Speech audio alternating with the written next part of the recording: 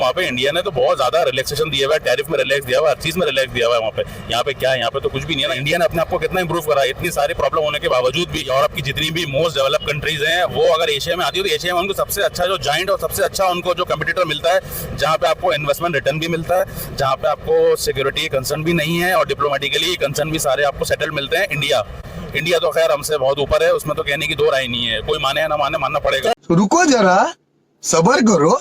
आपके सारे सवालों का एक ही जवाब है। हाँ। एक घर में दो भाई हैं, ठीक है, एक कमा रहा है, एक निकम्मा है। ठीक है। जो कमा रहा है उसकी इज्जत है। तो भाई इंडिया पाकिस्तान को कह रहे हैं। जी जी, हम आपस में लड़ते भी नजर आते हैं। लड़ते भी नजर आते हैं, पर मसला ये है कि एक निकम्मा है, एक मेहनती है। जो मेहनती है उसकी सुनती भी है दुनिया। हम निकम्मे हो चुके हैं।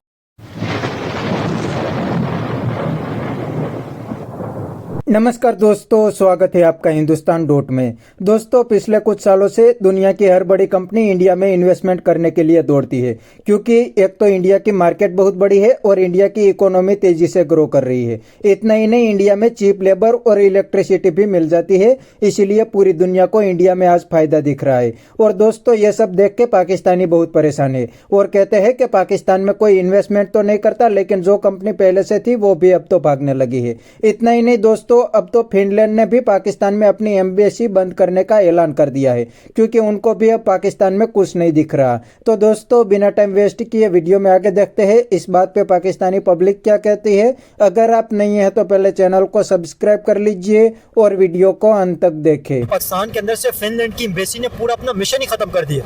एम्बेसडर भी उनके चले गए, यहाँ पे दूसरे सिफारतकार थे वो भी चले गए।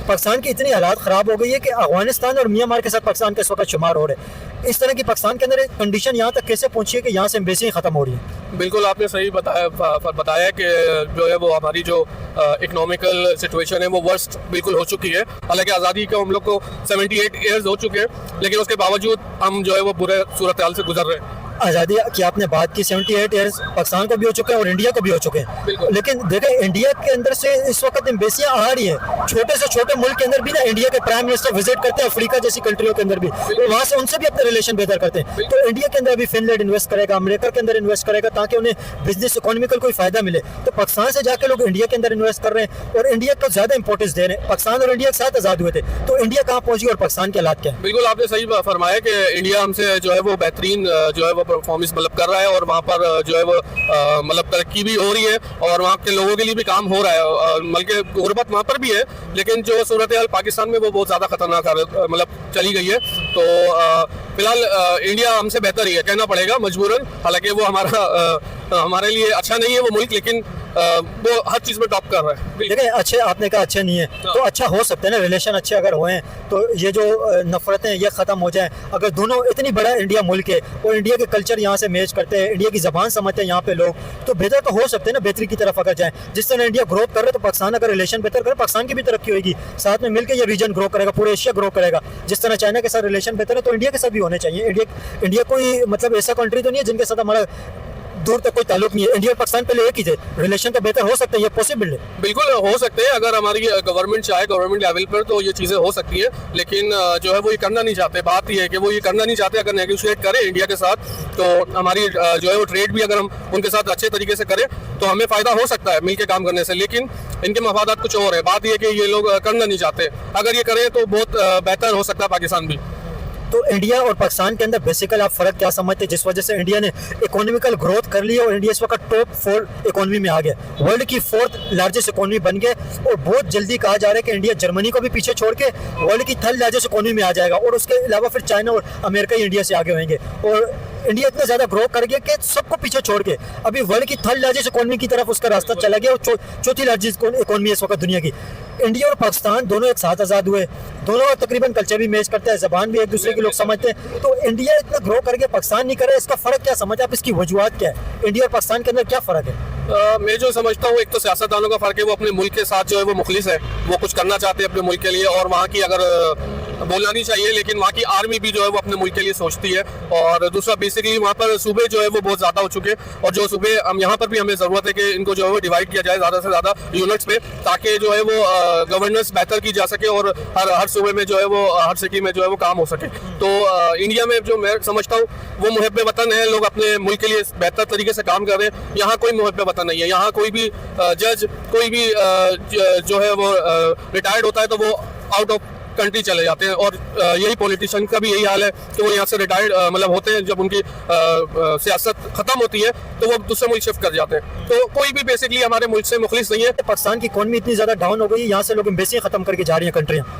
पाकिस्तान की इकोनॉमी तो खैर अभी भी अच्छी है, ऐसा मसला नहीं है, लेकिन जो असल जो सिक्योरिटी कंसर्न है ना, इसकी वजह से सारे मैटर हो रहे हैं। नहीं, उन्होंने ये रीज़न बताया कि यहाँ पे बिजनेस के हमारे रिलेशन इतने ज़्यादा बेहतर नहीं है और पॉलिटिकल इंस्टेबिलिटी, ये दो रीज़न उन्होंने बताया। नहीं, बिजनेस तो अभी भी पाकिस्तान में बहुत है, लेकिन जो आपका दूसरा पॉइंट है कि बिजनेस इंस्टेबिलिटी और यहाँ पे जो दहशतगर्दी का जो मैटर है ये है, क्योंकि अभी आपने देखा श्रीलंका की टीम आई थी, माजी में एक दफ़ा आई थी, इसके ऊपर धमाके हुए थे, उसके बाद श्रीलंका बहुत अरसे तक नहीं आई है। अभी अच्छा खासा सब कुछ सही चल रहा था, उसके बावजूद अभी एक धमाका हुआ है, तो श्रीलंका जाने वाली थी। इस्लामाबाद में जो ब्लास्ट हुआ था उस वजह से बिल्कुल नहीं, गवर्नमेंट ने हाथ पैर जोड़ के उनको किसी तरह मनाया कि भाई रुक जाओ, वरना वो भी चली आती है। आप बिजनेस की बात कर रहे हो, सिक्योरिटी कंसर्न की वजह से यहाँ मैचेस नहीं हो पा रहे, तो इन्वेस्टर कहाँ से आएगा यहाँ पे? उसको अपनी भाई आप भी यहाँ पे इन्वेस्ट करना वहीं चाहोगे ना जहाँ आपको अपनी जान और अपने माल की तहफ़्फ़ुज़ का यकीन ही हो। पहले तो ये आता है, फिर उसके बाद बिजनेस आएगा। पॉलिटिकल सिचुएशन तो बात का मैटर है, वो तो डील हो जाएगी, जैसे भी आपका टैरिफ कम है ज़्यादा है वो तो बाद में डिसाइड हो जाएगा, लेकिन सबसे पहले आपकी सिक्योरिटी आपके अपने माल की और अपनी जान की तो हो, वही नहीं होगा तो यहाँ पे लोग चले आएंगे। यहाँ पे सही बात है,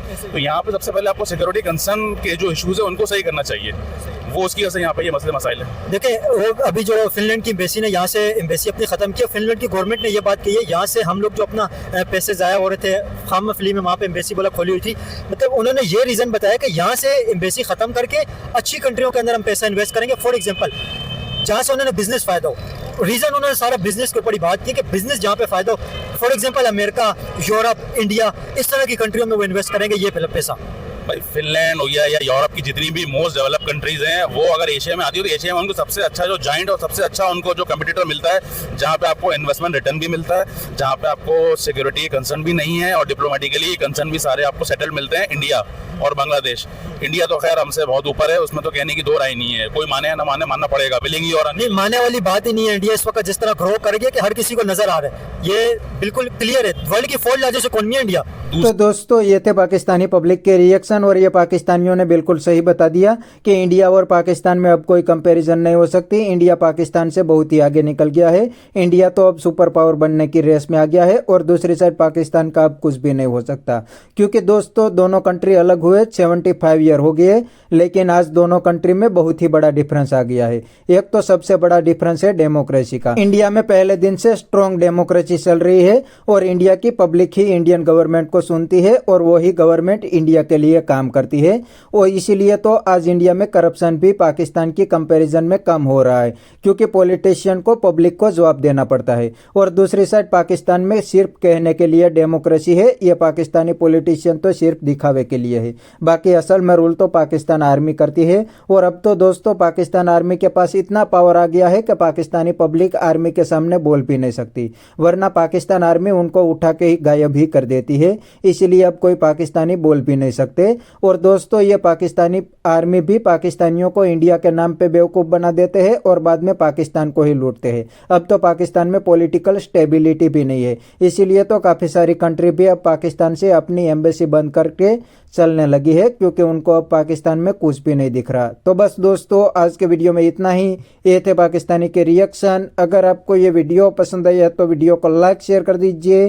थैंक यू, मिलते हैं नेक्स्ट वीडियो में।